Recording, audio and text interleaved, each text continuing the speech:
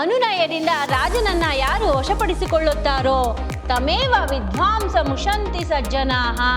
ಶ್ರಮಾರ್ಜಿತಾನ್ನೇನ ಸದಾ ವಸಂತಃ ಪರೋಪಕಾರೇರ್ಭುವನೇ ಲಸಂತಃ ಧನಸ್ಯ ದಾಸಾನ್ ಕುಜನಾನ್ ಹಸಂತಃ ಸಮರ್ಚನೀಯ ವಿಬುಧೇನ ಸಂತಹ ಅಂತ ಹೇಳ್ತಾರೆ. ನಿನಿಂದಿಶತಿ ನೇತರಾನ್ ಪರಿಜಿಹೀರ್ಷತಿ ಸ್ವಸ್ತುತಿಂ. ಬೇರೆಯವರನ್ನ ಅವನು ನಿಂದಿಸಕ್ಕೂ ಹೋಗಲ್ಲ. ಸತ್ಯ ಸಂರಕ್ಷಣಂ ತಸ್ಯ ಮುಖ್ಯಂ ವ್ರತಂ. ಸತ್ಯದ ಸಂರಕ್ಷಣೆಯೇ ಆತನ ಮುಖ್ಯ ವ್ರತವಾಗಿರುತ್ತೆ.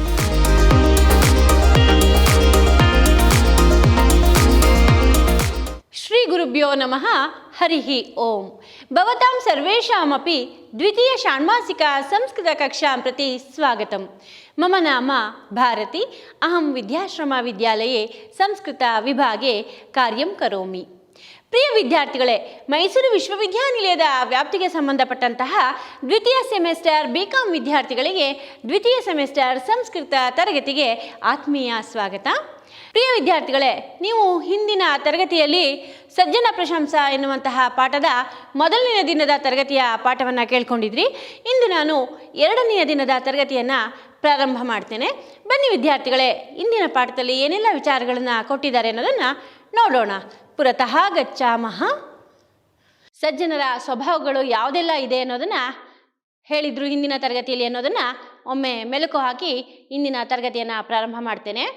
ಈ ಸಜ್ಜನ ಅನ್ನಿಸ್ಕೊಳ್ಳುವನ ಗುಣ ಯಾವ ರೀತಿ ಇರುತ್ತಪ್ಪ ಅಂದರೆ, ಆತನು ಸಮಸ್ತ ಪ್ರಪಂಚದಲ್ಲಿ ಸ್ನೇಹವನ್ನೇ ಬಯಸುವವನು. ಸಮಸ್ತ ಪ್ರಪಂಚದಲ್ಲಿ ಸ್ನೇಹವನ್ನೇ ಬಯಸುವವನು. ದುಃಖಿತರಾದಂತಹ ಎಲ್ಲರಿಗೂ ಕೂಡ ಕರುಣೆಯನ್ನ ಸುರಿಸುವವನು. ಶ್ರೇಷ್ಠ ಪಂಡಿತ ಜನರ ಬಗೆಗೆ ವಿನಯಶಾಲಿಯಾಗಿರುವವನು. ಅಂಥವನನ್ನು ಆರ್ಯನಿಗೆ ಸಮಾನನಾದಂತಹ ಸಜ್ಜನ ಅಂತ ಕರೀತಾರೆ ಅಂತ ಹೇಳಿದ್ರು.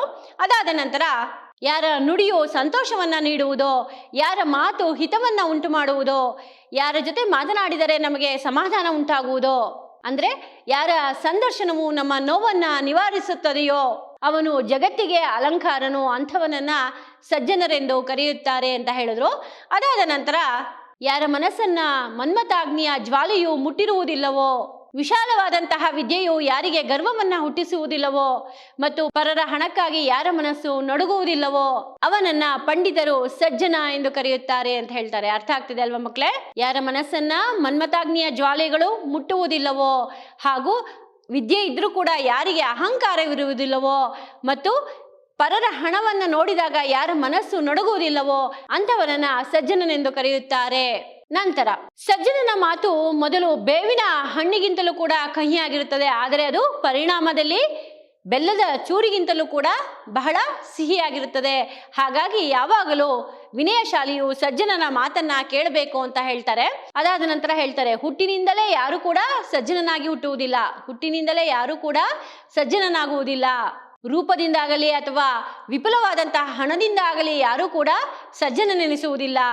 ಒಳ್ಳೆಯ ಕೆಲಸದಿಂದ, ಭೂತ ದಯೆಯಿಂದ ಹಾಗೂ ಮಾಡುವಂತಹ ಒಳ್ಳೆಯ ಕೆಲಸಗಳಿಂದ ಮಾತ್ರ ಒಬ್ಬ ಮನುಷ್ಯ ಸಜ್ಜನ ಅಂತ ಅನ್ನಿಸ್ಕೊಳ್ತಾನೆ ಹೊರತು ಅದು ಬಿಟ್ಟು ಬೇರೆ ಯಾವುದರಿಂದಲೂ ಕೂಡ ಅವನು ಸಜ್ಜನ ಅಂತ ಅನ್ನಿಸ್ಕೊಳ್ಳೋದಕ್ಕೆ ಸಾಧ್ಯವಿಲ್ಲ ಅಂತ ಹೇಳ್ತಾರೆ.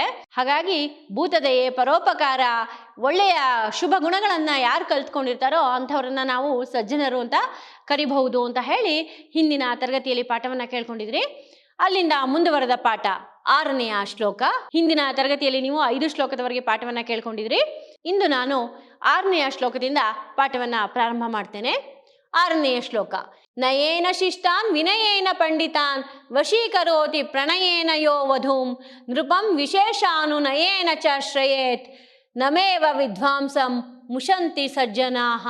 ಏನಂತ ಹೇಳ್ತಾರೆ ಈ ಶ್ಲೋಕದಲ್ಲಿ ನೋಡೋಣ ಬನ್ನಿ ಮಕ್ಕಳೇ. ಸಜ್ಜನರ ಗುಣಗಳನ್ನ ಇನ್ನೂ ಹೇಳ್ತಾ ಹೋಗ್ತಾರೆ. ನಯೇನ ಶಿಷ್ಟಾನ್, ನಯದಿಂದ ಶಿಷ್ಟರನ್ನು, ವಿನಯೇನ ಪಂಡಿತಾನ್, ವಿನಯದಿಂದ ಪಂಡಿತರನ್ನು, ವಶೀಕರೋತಿ, ಯಾರು ವಶೀಕರಿಸುತ್ತಾರೋ, ಪ್ರಣಯೇನ ಯೋ ವಧೂಂ, ಪ್ರಣಯದಿಂದ ತನ್ನ ಪ್ರಿಯೆಯನ್ನು, ನೃಪಂ ವಿಶೇಷಾನು ನಯೇನ ಶ್ರಯೇತ್. ಏನ್ ಹೇಳ್ತಾರೆ? ಅನುನಯದಿಂದ ರಾಜನನ್ನ ಯಾರು ವಶಪಡಿಸಿಕೊಳ್ಳುತ್ತಾರೋ ತಮೇವ ವಿದ್ವಾಂಸ ಮುಷಂತಿ ಸಜ್ಜನಾಃ. ಅಂಥವರನ್ನ ಪಂಡಿತರು ಏನಂತ ಕರೀತಾರೆ?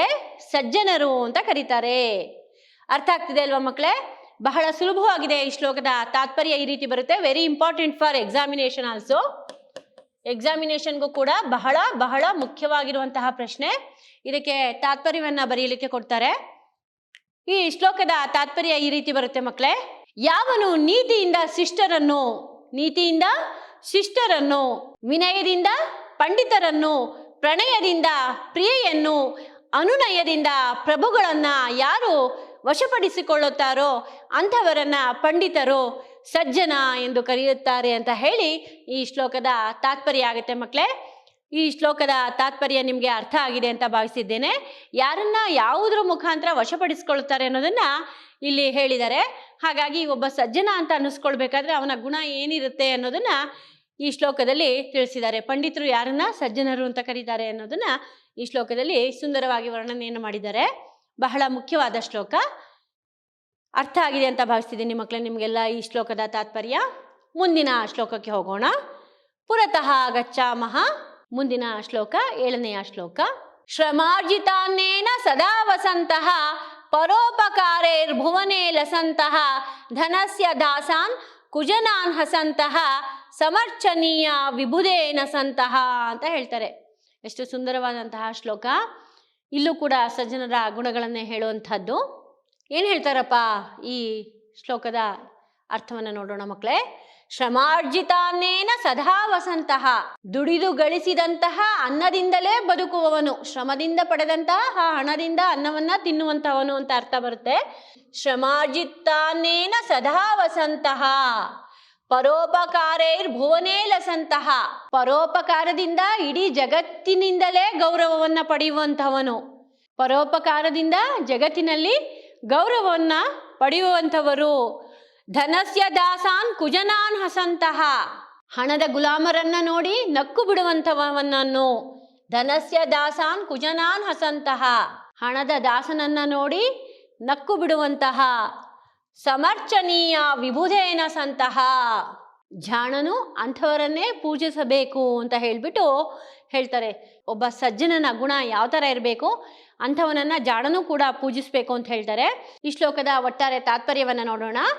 ದುಡಿದು ಗಳಿಸಿದಂತಹ ಹಣದಿಂದಲೇ ಅನ್ನವನ್ನ ತಿನ್ನುವಂತಹವನು. ದುಡಿದು ಗಳಿಸಿದಂತಹ ಹಣದಿಂದಲೇ ಅನ್ನವನ್ನ ತಿನ್ನುವಂತಹ ಹಾಗೂ ಪರೋಪಕಾರ ಗುಣದಿಂದ ಇಡೀ ಜಗತ್ತಿನಲ್ಲೇ ಹೆಸರು ಮಾಡುವಂತಹ, ಏನು ಅವನ ಒಳ್ಳೆಯ ಉಪಕಾರ ಗುಣದಿಂದ ಇಡೀ ಜಗತ್ತಿನಲ್ಲಿ ಗೌರವಕ್ಕೆ ಪಾತ್ರವಾದಂಥವನ ಹಾಗೂ ಹಣದ ಗುಲಾಮರನ್ನ ನೋಡಿ ನಕ್ಕು ಬಿಡುವವನು. ಅಂಥವನನ್ನೇ ಜಾಣರು ಪೂಜಿಸಬೇಕು ಅಂತ ಹೇಳಿ ಈ ಶ್ಲೋಕದ ತಾತ್ಪರ್ಯ ಆಗುತ್ತೆ ಮಕ್ಕಳೇ. ಈ ಶ್ಲೋಕದ ತಾತ್ಪರ್ಯ ನಿಮಗೆಲ್ಲ ಅರ್ಥ ಆಗಿದೆ ಅಂತ ಭಾವಿಸಿದ್ದೇನೆ. ಸಜ್ಜನನ ಗುಣಗಳನ್ನೇ ವರ್ಣನೆಯನ್ನು ಮಾಡಿದ್ದಾರೆ. ಹಾಗಾಗಿ ಎಲ್ಲ ಒಳ್ಳೆಯ ಗುಣಗಳಿರೋಂಥವನು ಯಾರು? ಸಜ್ಜನ. ಅಂಥವರನ್ನೇ ಜಾಣರು ಪೂಜಿಸಬೇಕು ಅಂತ ಹೇಳಿ ಈ ಶ್ಲೋಕದಲ್ಲಿ ತಿಳಿಸಿದ್ದಾರೆ. ಮುಂದಿನ ಶ್ಲೋಕಕ್ಕೆ ಹೋಗೋಣ. ಪುರತಃ ಗಚ್ಚಾಮಃ. 8ನೆಯ ಶ್ಲೋಕ. ಚಿಕೀರ್ಷತಿ ಹಿತಂ ಸದಾನ ಪರಸಂಪದಂ ಲಿಪ್ಸ್ಯತೆ ನಿನಿಂದಿಶತಿ ನೇತರಾನ್ ಪರಿಜಿಹೀರ್ಷತಿ ಸ್ವಸ್ತುತಿಂ ಜಿಗೀಷತಿ ಚಲಂ ಮನೋನ ಚ ಜಿಗಾಂಸತಿ ಪ್ರಾಣಿನೋ ನಿನೀಶತಿ ಯಶೋ ದಿವಂ ಸುಕೃತ ಕರ್ಮ ಬಿಸ್ಸಜ್ಜನಃ ಅಂತ ಹೇಳ್ತಾರೆ.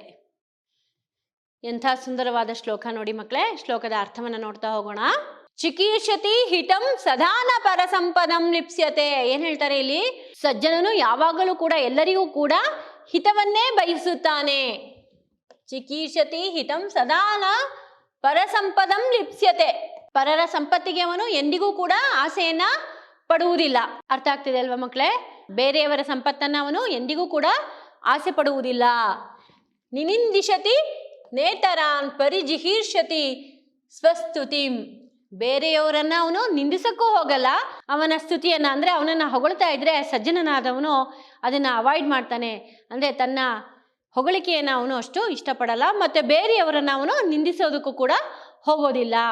ನಂತರ ಜಿಗೀಷತಿ ಚಲಂ ಮನೋನ ಚ ಜಿಗಾಂಸತಿ ಪ್ರಾಣಿನೋ. ಚಂಚಲವಾದಂತಹ ಮನಸ್ಸನ್ನ ಗೆಲ್ಲಲು ಪ್ರಯತ್ನ ಪಡುವಂತಹ ಅವನು ಯಾವ ಪ್ರಾಣಿಯನ್ನು ಕೂಡ ಕೊಲ್ಲಲು ಇಷ್ಟಪಡುವುದಿಲ್ಲ. ಜಿಗೀಷತಿ ಚಲಂ ಮನೋನ ಚ ಜಿಗಾಂಸತಿ ಪ್ರಾಣಿನೋ ನಿನೀಶತಿ ಯಶೋ ದಿವಂ ಸುಕೃತ ಕರ್ಮ ಬಿಸ್ಸಜ್ಜನಃ. ಒಳ್ಳೆಯ ಕಾರ್ಯಗಳನ್ನೇ ಮಾಡಿ ಕೀರ್ತಿಯೊಂದಿಗೆ ಸ್ವರ್ಗಕ್ಕೆ ಹೋಗಲು ಆತನು ಇಷ್ಟಪಡುತ್ತಾನೆ. ಯಾರು? ಸಜ್ಜನನು ಅಂತ ಈ ಶ್ಲೋಕದಲ್ಲಿ ಸುಂದರವಾಗಿ ವರ್ಣನೆಯನ್ನು ಮಾಡಿದ್ದಾರೆ. ಈ ಶ್ಲೋಕದ ತಾತ್ಪರ್ಯವನ್ನು ಒಮ್ಮೆ ಹೇಳ್ತೀನಿ ನೋಡಿ ಮಕ್ಕಳೇ. ಸಜ್ಜನನು ಸದಾ ಎಲ್ಲರಿಗೂ ಕೂಡ ಹಿತವನ್ನೇ ಬಯಸುತ್ತಾನೆ. ಸಜ್ಜನನಾದಂಥವನು ಎಲ್ಲರಿಗೂ ಯಾವಾಗಲೂ ಕೂಡ ಹಿತವನ್ನೇ ಬಯಸುತ್ತಾನೆ. ಆತನು ಪರರ ಸಂಪತ್ತನ್ನು ಎಂದಿಗೂ ಕೂಡ ಆಸೆ ಪಡುವುದಿಲ್ಲ. ಪರರ ಸಂಪತ್ತನ್ನು ಅವನು ಎಂದಿಗೂ ಆಸೆ ಪಡುವುದಿಲ್ಲ. ಬೇರೆಯವರನ್ನ ಅವನು ನಿಂದಿಸುವುದಿಲ್ಲ. ತನ್ನ ಹೊಗಳಿಕೆಯನ್ನ ತಪ್ಪಿಸಿಕೊಳ್ಳಲು ಅವನು ಇಚ್ಛಿಸುತ್ತಾನೆ. ತನ್ನ ಹೊಗಳಿಕೆಯನ್ನು ಕೂಡ ಆತನು ಇಷ್ಟಪಡುವುದಿಲ್ಲ. ಬೇರೆಯವರನ್ನ ನಿಂದಿಸುವುದೂ ಇಲ್ಲ. ಚಂಚಲವಾದಂತಹ ಮನಸ್ಸನ್ನು ಗೆಲ್ಲಲು ಬಯಸುವ ಅವನು ಯಾವಾಗಲೂ ಕೂಡ ಪ್ರಾಣಿಯನ್ನ ಕೊಲ್ಲಲು ಇಷ್ಟಪಡುವುದಿಲ್ಲ. ಚಂಚಲವಾದ ಮನಸ್ಸನ್ನ ಗೆಲ್ಲ ಬಯಸುವ ಆತನು ಅಂದ್ರೆ ಸಜ್ಜನನು ಪ್ರಾಣಿಗಳನ್ನು ಕೊಲ್ಲಲು ಇಷ್ಟಪಡುವುದಿಲ್ಲ. ಒಳ್ಳೆಯ ಕಾರ್ಯಗಳನ್ನ ಮಾಡಿ ಕೀರ್ತಿಯೊಂದಿಗೆ ಸ್ವರ್ಗವನ್ನ ಬಯಸಲು ಅವನು ಅಪೇಕ್ಷಿಸುತ್ತಾನೆ ಎನ್ನುವುದು ಈ ಶ್ಲೋಕದ ತಾತ್ಪರ್ಯವಾಗಿದೆ ಮಕ್ಕಳೇ. ನಿಮಗೆ ಈ ಶ್ಲೋಕದ ತಾತ್ಪರ್ಯ ಅರ್ಥ ಆಗಿದೆ ಅಂತ ಭಾವಿಸಿದ್ದೇನೆ. ಪುರತಃ ಗಚ್ಛಾಮಃ. ಮುಂದಿನ ಶ್ಲೋಕಕ್ಕೆ ಹೋಗೋಣ. 9ನೆಯ ಶ್ಲೋಕ. ಸಜ್ಜನೋ ಭಾಷತೆ ನಾರ್ಥ ಶೂನ್ಯಂ ವಚೋ ಸತ್ಯ ಸಂರಕ್ಷಣಂ ತಸ್ಯ ಮುಖ್ಯಂ ವ್ರತಂ ಸಂಯಮೋ ನಾಸ್ತಿ ಚೇದ್ವಾಚಿ ಸತ್ಯಂ ಘಲೇದ್ ಇತ್ಯಸೌ ಚಿಂತಯನ್ ವಕ್ತಿ ವಾಂಚಾಮಿಥಾಂ. ಎಷ್ಟು ಸುಂದರವಾದಂತಹ ಶ್ಲೋಕ. ಎಲ್ಲರೂ ಕೂಡ ಅರ್ಥ ಮಾಡ್ಕೋಬೇಕು ಮಕ್ಕಳ ಈ ಶ್ಲೋಕದ ಅರ್ಥವನ್ನ ನೋಡೋಣ ಬನ್ನಿ. ಸಜ್ಜನೋ ಭಾಷತೆ ನಾರ್ಥ ಶೂನ್ಯಂ ವಚೋ. ಸಜ್ಜನನಾದಂಥವನು ಅರ್ಥವಿಲ್ಲದ ಮಾತುಗಳನ್ನ ಎಂದಿಗೂ ಕೂಡ ಆಡುವುದಿಲ್ಲ. ಸತ್ಯ ಸಂರಕ್ಷಣಂ ತಸ್ಯ ಮುಖ್ಯಂ ವ್ರತಂ. ಸತ್ಯದ ಸಂರಕ್ಷಣೆಯೇ ಆತನ ಮುಖ್ಯ ವ್ರತವಾಗಿರುತ್ತೆ. ಏನಾಗಿರುತ್ತೆ? ಸಜ್ಜನನ ವ್ರತ ಏನಾಗಿರುತ್ತೆ? ಸತ್ಯದ ಸಂರಕ್ಷಣೆಯೇ ಆಗಿರುತ್ತೆ. ಸಂಯಮೋ ನಾಸ್ತಿ ಚೇದ್ವಾಚಿ ಸತ್ಯಂ ಘಲೇದ್. ಮಾತಿನಲ್ಲಿ ಸಂಯಮ ಇಲ್ಲದಿದ್ದರೆ ಸತ್ಯ ಕಳಚಿ ಬೀಳುತ್ತದೆ ಎನ್ನುವಂತಹ ಒಂದು ಯೋಚನೆಯಿಂದ ಸಜ್ಜನನು ಯಾವಾಗಲೂ ಕೂಡ ಇತ್ಯಸೌ ಚಿಂತಯನ್ ವಾಕ್ತಿ ವಾಚಂ ಮಿತಾಂ. ಮಾತಿನಲ್ಲಿ ಸಂಯಮವಿಲ್ಲದಿದ್ದರೆ ಸತ್ಯ ಕಳಚಿ ಬೀಳುತ್ತದೆ ಎನ್ನುವಂತಹ ಉದ್ದೇಶದಿಂದ ಸಜ್ಜನನಾದಂಥವನು ಯಾವಾಗಲೂ ಕೂಡ ಯೋಚನೆಯನ್ನ ಮಾಡಿಕೊಂಡು ಸಂಯಮದಿಂದ ಒಳ್ಳೆಯ ಆಲೋಚನೆಯಿಂದ ಎಷ್ಟು ಬೇಕೋ ಅಷ್ಟು ಮಾತನ್ನ ಹಿತವಾಗಿ ಮಿತವಾಗಿ ಮಾತನಾಡುತ್ತಾನೆ ಅನ್ನೋದು ಈ ಶ್ಲೋಕದ ಅರ್ಥ ಆಗುತ್ತೆ ಮಕ್ಕಳೇ. ಶ್ಲೋಕದ ಒಟ್ಟಾರೆ ತಾತ್ಪರ್ಯವನ್ನು ನೋಡೋಣ. ಈ ಸಜ್ಜನನಾದಂಥವನು ಯಾವಾಗಲೂ ಕೂಡ ವ್ಯರ್ಥವಾದಂತಹ ಮಾತುಗಳನ್ನ ಎಂದಿಗೂ ಕೂಡ ಆಡೋದಿಲ್ಲ. ಸತ್ಯ ಸಂರಕ್ಷಣೆ ಅನ್ನೋದೇ ಆತನ ವ್ರತವಾಗಿರುತ್ತೆ. ಹಾಗಾಗಿ ಸಂಯಮವನ್ನ ಕಳ್ಕೊಂಡು ಏನಾದರೂ ಮಾತನಾಡಿದಾಗ ಸತ್ಯ ಎಲ್ಲಿ ಕಳಚಿ ಬೀಳುತ್ತದೋ ಎನ್ನುವಂತಹ ಒಂದು ಯೋಚನೆಯಿಂದ ಆತ ಏನ್ ಮಾಡ್ತಾನೆ ಅಂದ್ರೆ ಈ ಹಿತವಾಗಿ ಮಿತವಾಗಿ ಎಷ್ಟು ಬೇಕೋ ಅಷ್ಟು ಮಾತುಗಳನ್ನ ಮಾತ್ರ ಆಡ್ತಾನೆ. ಮಿತವಾದ ಮಾತುಗಳನ್ನೇ ಆಡುವಂಥವನು ಯಾರು? ಸಜ್ಜನನು ಅಂತ ಹೇಳಿ ಈ ಶ್ಲೋಕದ ತಾತ್ಪರ್ಯ ಆಗುತ್ತೆ ಮಕ್ಕಳೇ. ಈ ಶ್ಲೋಕದ ತಾತ್ಪರ್ಯ ನಿಮಗೆಲ್ಲ ಅರ್ಥ ಆಗಿದೆ ಅಂತ ಭಾವಿಸಿದ್ದೀನಿ. ಮುಂದಿನ ಶ್ಲೋಕಕ್ಕೆ ಹೋಗೋಣ. ಪುರತಃ ಗಚ್ಛಾಮಃ. ಮುಂದಿನ ಶ್ಲೋಕ ಕಟ್ಟ ಕಡೆಯ ಶ್ಲೋಕ 10ನೆಯ ಶ್ಲೋಕ. ಶಿಶಿರಕರ ಇವಾಯಂ ಸಜ್ಜನೋ ಅನ್ಯೋಪಕಾರಿ ಸುರತರುರಿವ ಭೂಮಾವರ್ತಿನ ಮಿಷ್ಟದಾಯಿ ಋಷಿರಿವ ಜಿತಕಾಶಿ ವಾಗ್ಯತಃ ಸತ್ಯವಾದಿ ಮೃಗಪತಿರಿವ ಮಾನಿ ಸರ್ವದಾ ಧೈರ್ಯಶಾಲಿ. ಎಂಥ ಸುಂದರವಾದಂತಹ ಶ್ಲೋಕ ನೋಡಿ ಸಜ್ಜನರ ಬಗ್ಗೆ. ಈ ಶ್ಲೋಕದ ಅರ್ಥವನ್ನು ನೋಡೋಣ ಬನ್ನಿ ಮಕ್ಕಳೇ. ಶಿಶಿರಕರ ಇವಾಯಂ ಸಜ್ಜನೋ ಅನ್ಯೋಪಕಾರಿ. ಏನ್ ಹೇಳ್ತಾರೆ ಇಲ್ಲಿ? ಶಿಶಿರಕರ ಇವಾಯಂ ಅಂದ್ರೆ ಚಂದ್ರನಂತೆ ಯಾವಾಗಲೂ ಕೂಡ ಸಜ್ಜನನು ಪರೋಪಕಾರಿಯೋ. ಚಂದ್ರನಿಂದ ಹೇಗೆ ಲೋಕಕ್ಕೆ ಅನುಕೂಲ ಇದೆಯೋ, ಪರೋಪಕಾರ ಮಾಡ್ತಾನೋ ಚಂದ್ರ, ಅದೇ ರೀತಿ ಈ ಸಜ್ಜನನು ಕೂಡ ಚಂದ್ರನಂತೆ ಪರೋಪಕಾರಿಯಾಗಿರುತ್ತಾನೆ. ಸಜ್ಜನರು ಚಂದ್ರನಂತೆ ಪರೋಪಕಾರಿಯೋ ಅಂತ ಹೇಳ್ತಾರೆ. ಮುಂದೆ ಸುರತರುರಿವ ಭೂಮಾವರ್ತಿನ ಮಿಷ್ಟದಾಯಿ. ಭೂಮಿಯ ಮೇಲೆ ಕಲ್ಪವೃಕ್ಷದಂತೆ ಇಷ್ಟಾರ್ಥಗಳನ್ನ ಪೂರೈಸುವಂತವನು. ಸುರತರುರಿವ ಭೂಮಾವರ್ತಿನ ಮಿಷ್ಟದಾಯಿ. ಕಲ್ಪವೃಕ್ಷದಂತೆ ಭೂಮಿಯ ಮೇಲೆ ಎಲ್ಲರ ಇಷ್ಟಾರ್ಥಗಳನ್ನ ಪೂರೈಸುವಂತವನು.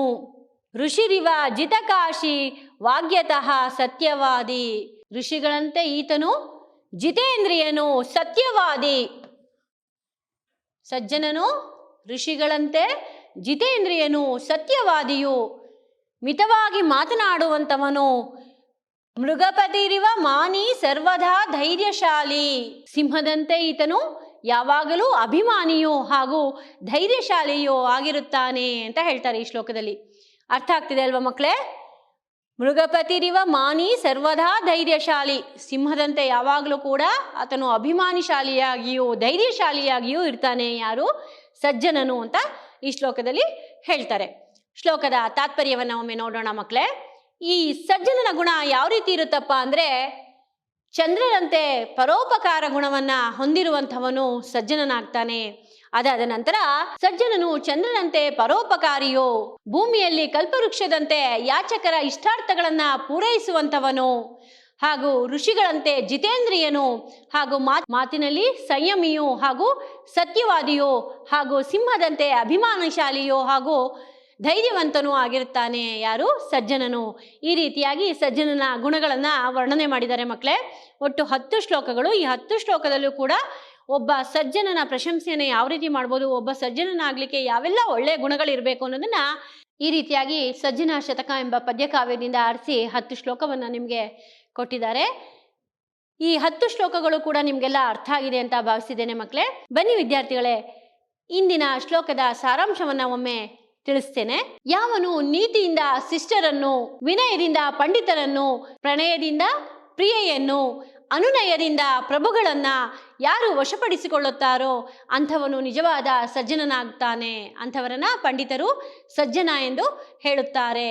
ನಂತರ ದುಡಿದು ಗಳಿಸಿದಂತಹ ಹಣದಿಂದಲೇ ಅನ್ನವನ್ನ ತಿನ್ನುವಂಥವನು, ತಾನು ದುಡಿದು ಕಷ್ಟಪಟ್ಟು ದುಡಿದಂತಹ ಹಣದಿಂದಲೇ ಅನ್ನವನ್ನ ತಿನ್ನುವಂಥವನು, ಪರೋಪಕಾರ ಗುಣದಿಂದ ಇಡೀ ಜಗತ್ತಿನಲ್ಲೇ ಗೌರವಕ್ಕೆ ಪಾತ್ರರಾದಂಥವರು, ಹಣದ ಗುಲಾಮರನ್ನ ನೋಡಿ ನಕ್ಕು ಬಿಡುವವನು, ಅಂಥವರನ್ನೇ ಜಾಣರು ಪೂಜಿಸಬೇಕು, ಅಂಥವರೇ ಸಜ್ಜನರು ಅಂತ ಹೇಳಿದ್ದಾರೆ. ಅದಾದ ನಂತರ ಸಜ್ಜನನು ಯಾವಾಗಲೂ ಎಲ್ಲರಿಗೂ ಕೂಡ ಹಿತವನ್ನೇ ಬಯಸಲು ನೋಡುತ್ತಾನೆ. ಸಜ್ಜನನಾದಂಥವನು ಯಾವಾಗಲೂ ಕೂಡ ಎಲ್ಲರಿಗೂ ಕೂಡ ಹಿತವನ್ನೇ ಬಯಸುತ್ತಾನೆ. ಯಾರಿಗೂ ಕೂಡ ಅವನು ನೋಯಿಸುವುದಿಲ್ಲ, ಪರರನ್ನ ನಿಂದಿಸುವುದಿಲ್ಲ, ತನ್ನ ಹೊಗಳಿಕೆಯನ್ನ ಅವನು ತಪ್ಪಿಸಿಕೊಳ್ಳಲು ಇಚ್ಛಿಸುತ್ತಾನೆ. ಮತ್ತೆ ಬೇರೆಯವರ ಹಣವನ್ನ ಆತನು ಎಂದಿಗೂ ಕೂಡ ಆಸೆ ಪಡುವುದಿಲ್ಲ. ಬೇರೆಯವರ ಹಣವನ್ನ ಅವನು ಎಂದಿಗೂ ಕೂಡ ಆಸೆ ಪಡುವುದಿಲ್ಲ. ಚಂಚಲ ಮನಸ್ಸನ್ನ ಗೆಲ್ಲ ಬಯಸಿದಂತಹ ಆತನು ಯಾವ ಪ್ರಾಣಿಯನ್ನ ಕೂಡ ಕೊಲ್ಲಲು ಇಷ್ಟಪಡುವುದಿಲ್ಲ. ಒಳ್ಳೆಯ ಕಾರ್ಯಗಳನ್ನ ಮಾಡಿ ಕೀರ್ತಿಯೊಂದಿಗೆ ಸ್ವರ್ಗಕ್ಕೆ ಹೋಗಲು ಆತನು ಅಪೇಕ್ಷಿಸುತ್ತಾನೆ. ಯಾರು? ಸಜ್ಜನನ ಗುಣಗಳು ಮಕ್ಕಳೇ. ಒಳ್ಳೆಯ ಕೆಲಸಗಳನ್ನೇ ಮಾಡಿ ಕೀರ್ತಿಯೊಂದಿಗೆ ಆತನು ಸ್ವರ್ಗಕ್ಕೆ ಹೋಗಲು ಅಪೇಕ್ಷಿಸುತ್ತಾನೆ ಅಂತ ಹೇಳ್ತಾರೆ. ಅದಾದ ನಂತರ ಸಜ್ಜನನಾದಂಥವನು ಅರ್ಥವಿಲ್ಲದ ಮಾತುಗಳನ್ನ ಎಂದಿಗೂ ಕೂಡ ಆಡುವುದಿಲ್ಲ. ಯಾಕೆ ಅಂದರೆ ಅರ್ಥವಿಲ್ಲದ ಮಾತಿನಿಂದ ಏನೂ ಉಪಯೋಗ ಇಲ್ಲ ಅನ್ನೋದು ಅವನಿಗೆ ಗೊತ್ತಿರುತ್ತೆ. ಹಾಗಾಗಿ ಆತನು ಸಂಯಮದಿಂದ ಯೋಚನೆ ಮಾಡಿ ಒಳ್ಳೆಯ ಮಾತುಗಳನ್ನೇ ಆಡ್ತಾನೆ. ಸಜ್ಜನನು ವ್ಯರ್ಥವಾದ ಮಾತುಗಳನ್ನು ಎಂದಿಗೂ ಕೂಡ ಆಡುವುದಿಲ್ಲ. ಯಾಕೆಂದರೆ ಸತ್ಯ ಸಂರಕ್ಷಣೆಯೇ ಅವನ ವ್ರತವಾಗಿರುತ್ತದೆ, ಸತ್ಯದ ರಕ್ಷಣೆಯೇ ಆತನ ವ್ರತವಾಗಿರುತ್ತದೆ. ಸಂಯಮವಿಲ್ಲದಿದ್ದರೆ ಸತ್ಯವು ಕಳಚಿ ಬೀಳುತ್ತದೆ ಎನ್ನುವಂತಹ ಉದ್ದೇಶದಿಂದ ಸಜ್ಜನನು ಯಾವಾಗಲೂ ಕೂಡ ಹಿತವಾಗಿ ಮಿತವಾಗಿಯೇ ಮಾತನಾಡುತ್ತಾನೆ ಅಂತ ಹೇಳಿದ್ದಾರೆ ಶ್ಲೋಕದಲ್ಲಿ. ನಂತರ ಈ ಸಜ್ಜನನು ಚಂದ್ರನಂತೆ ಪರೋಪಕಾರಿಯೋ, ಸಜ್ಜನನು ಚಂದ್ರನಂತೆ ಪರೋಪಕಾರಿಯೋ, ಭೂಮಿಯಲ್ಲಿ ಕಲ್ಪವೃಕ್ಷದಂತೆ ಯಾಚಕರ ಇಷ್ಟಾರ್ಥಗಳನ್ನ ಪೂರೈಸುವಂತವನು, ಆತನು ಮಾತಿನಲ್ಲಿ ಋಷಿಯಂತೆ ಜಿತೇಂದ್ರಿಯನು. ಸಜ್ಜನನಾದಂಥವನು ಮಾತಿನಲ್ಲಿ ಋಷಿಯಂತೆ ಜಿತೇಂದ್ರಿಯನು, ಸಂಯಮಿಯು ಹಾಗೂ ಸತ್ಯವಾದಿಯು, ಸಿಂಹದಂತೆ ಅಭಿಮಾನಶಾಲಿಯೋ ಹಾಗೂ ಧೈರ್ಯವಂತನೂ ಆಗಿರುತ್ತಾನೆ ಅಂತ ಹೇಳಿ ಸಜ್ಜನರ ಯಾವ ಒಳ್ಳೆಯ ಗುಣಗಳನ್ನು ಈ 10 ಶ್ಲೋಕಗಳಲ್ಲಿ ನಿಮಗೆ ಹೇಳಿದ್ದಾರೆ ಮಕ್ಕಳೇ. ಬಹಳ ಸುಂದರವಾದಂತಹ ಶ್ಲೋಕಗಳು. ಮತ್ತು ಪ್ರತಿಯೊಬ್ಬರೂ ಕೂಡ ಜೀವನಕ್ಕೆ ಆ ಸಜ್ಜನರ ಮೌಲ್ಯಗಳನ್ನು ಅಳವಡಿಸ್ಕೊಳ್ಳುವುದು ಬಹಳ ಉತ್ತಮ ಅಂತ ಹೇಳ್ತೀನಿ. ಹಾಗಾಗಿ ಸಜ್ಜನರ ಪ್ರಶಂಸೆ ಅಂದರೆ ಸಜ್ಜನರನ್ನು ಹೇಗೆ ಪ್ರೈಸ್ ಮಾಡೋದು, ಅಂದರೆ ಯಾವ ರೀತಿಯಲ್ಲಿ ಸಜ್ಜನರನ್ನು ಹೊಗಳುವಂತಹದ್ದು, ಸಜ್ಜನರ ಗುಣಗಳೇನು ಎನ್ನುವಂತಹ ಎಲ್ಲ ವಿಚಾರಗಳನ್ನು 10 ಶ್ಲೋಕಗಳಲ್ಲಿ ಬಹಳ ಸುಂದರವಾಗಿ ಲೇಖಕರಾದಂತಹ ನಮ್ಮ HV ನಾಗರಾಜರಾವ್ ಮಹೋದಯರು ತಿಳಿಸ್ಕೊಟ್ಟಿದ್ದಾರೆ ಮಕ್ಕಳೇ. ಪ್ರಿಯ ವಿದ್ಯಾರ್ಥಿಗಳೇ, ಇಂದಿಗೆ ಕಾವ್ಯ ಸುಹಾಸಹ ಭಾಗ 2 ಎನ್ನುವಂತಹ ಪಠ್ಯಪುಸ್ತಕದಲ್ಲಿರುವಂತಹ 5 ಪಾಠಗಳು ಹಾಗೂ ಎಲ್ಲ ವ್ಯಾಕರಣ ವಿಭಾಗಗಳು, ಇಡೀ ಪಠ್ಯಪುಸ್ತಕದ ಎಲ್ಲ ಪಾಠಗಳು ಕೂಡ ಮುಗ್ದಿದೆ. ಹಾಗಾಗಿ ನಿಮಗೆಲ್ಲರಿಗೂ ಕೂಡ ಒಳ್ಳೆಯದಾಗಲಿ ಅಂತ ಬಯಸ್ತಾ, ಪರೀಕ್ಷೆಯಲ್ಲಿ ಉತ್ತಮ ಅಂಕಗಳೊಂದಿಗೆ ತೇರ್ಗಡೆ ಹೊಂದಿ ಅಂತ ಆಶಿಸುತ್ತಾ ನಾನು ನನ್ನ ತರಗತಿಯನ್ನು ಮುಕ್ತಾಯ ಮಾಡ್ತೀನಿ ಮಕ್ಕಳೇ. ನಿಮಗೆಲ್ಲರಿಗೂ ಕೂಡ ಶುಭವಾಗಲಿ. ಧನ್ಯವಾದ. ಶುಭ ದಿನ.